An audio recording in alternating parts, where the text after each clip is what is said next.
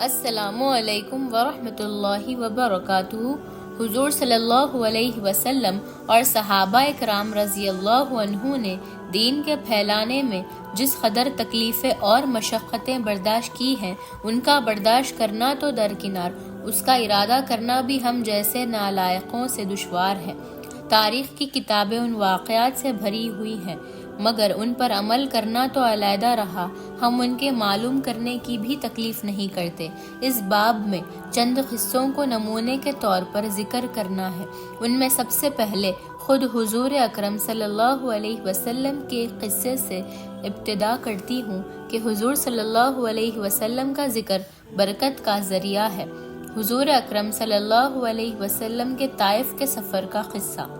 نبوت مل جانے کے بعد 9 برس تک نبی اکرم صلی اللہ علیہ وسلم مکہ مکرمہ میں تبلیغ فرماتے رہے اور قوم کی ہدایت اور اصلاح کی کوشش فرماتے رہے،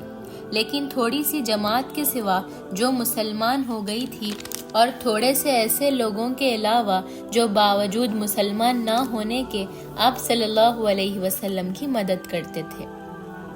اکثر کفار مکہ آپ صلی اللہ علیہ وسلم کو اور آپ صلی اللہ علیہ وسلم کے صحابہ رضی اللہ عنہم کو ہر طرح کی تکلیفیں پہنچاتے تھے، مذاق اڑاتے تھے اور جو ہو سکتا تھا اس سے درگزر نہ کرتے تھے۔ حضور صلی اللہ علیہ وسلم کے چاچا ابو طالب بھی انہی نیک دل لوگوں میں تھے جو باوجود مسلمان نہ ہونے کے حضور صلی اللہ علیہ وسلم کی ہر قسم کی مدد فرماتے تھے۔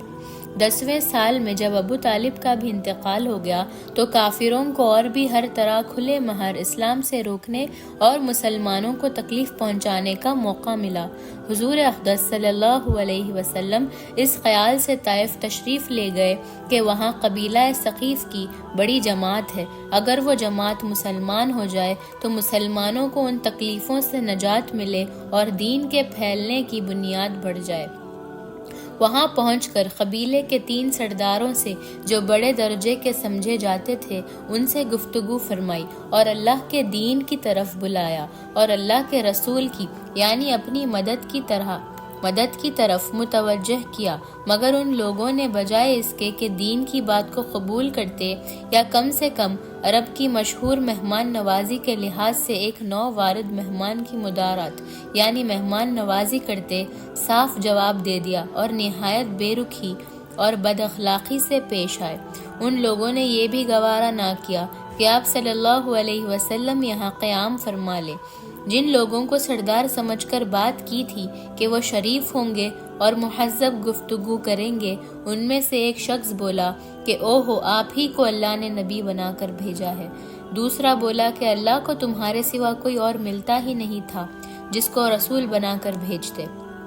تیسرے نے کہا، میں تجھ سے بات کرنا نہیں چاہتا، اس لیے کہ اگر تو واقع نبی ہے جیسا کہ دعویٰ ہے تو تیری بات سے انکار کر دینا مصیبت سے خالی نہیں، اور اگر جھوٹ ہے تو میں ایسے شخص سے بات کرنا نہیں چاہتا۔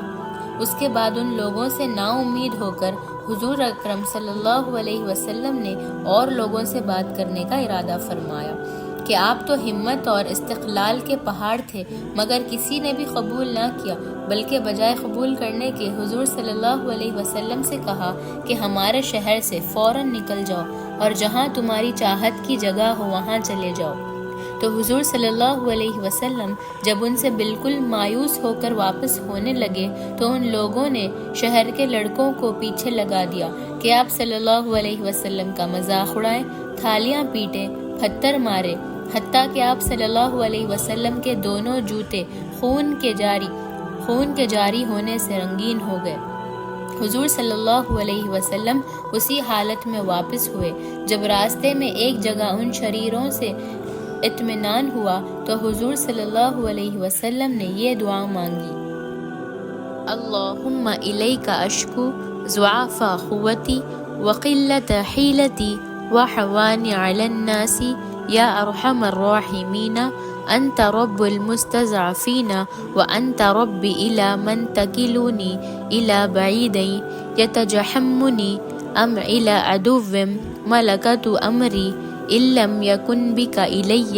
غضب فلا ابالی ولکن عافیتک ہی اوسع لأعوذ بنور وجهك الذي أشرقت له الظلمات وثلها عليه أمر الدنيا والآخرة من أن ينزل بغضبك أو يحل علي سخطك لك العتبى حتى ترضى ولا حول ولا قوة إلا بك۔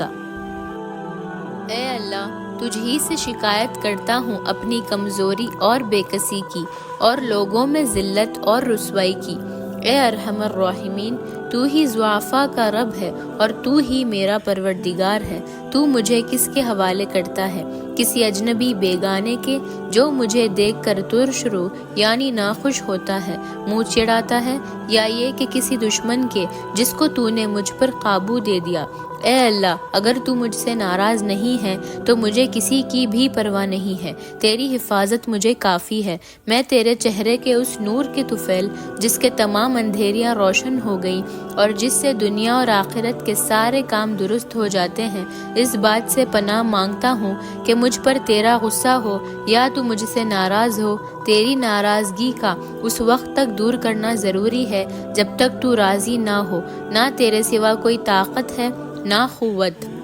مالک الملک کی شان قہاری کو اس پر جوش آنا ہی تھا کہ حضرت جبرائیل علیہ السلام نے آ کر سلام کیا اور عرض کیا کہ اللہ سبحانہ و تعالی نے آپ صلی اللہ علیہ وسلم کی قوم کی وہ گفتگو جو آپ صلی اللہ علیہ وسلم سے ہوئی سنی اور ان کے جوابات سنے، اور ایک فرشتے کو جس کے متعلق پہاڑوں کی خدمت ہے آپ صلی اللہ علیہ وسلم کے پاس بھیجا ہے کہ آپ صلی اللہ علیہ وسلم جو چاہیں اس کو حکم دے۔ اس کے بعد اس فرشتے نے سلام کیا اور عرض کیا کہ جو ارشاد ہو میں اس کی تعمیل کروں گا۔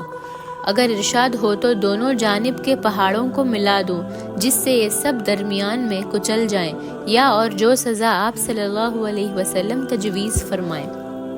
تو آپ صلی اللہ علیہ وسلم کی رحیم و کریم ذات نے جواب دیا کہ میں اللہ سے اس کی امید رکھتا ہوں کہ اگر یہ مسلمان نہیں ہوئے تو ان کی اولاد میں سے ایسے لوگ پیدا ہوں جو اللہ کی پرستش کریں اور اس کی عبادت کریں۔ یہ ہے اخلاق اس کریم ذات کے جس کے ہم لوگ نام لیوا ہیں کہ ہم ذرا سی تکلیف سے کسی کی معمولی سی گالی دے دینے سے ایسے بھڑک جاتے ہیں کہ پھر عمر بھر اس کا بدلہ نہیں اترتا۔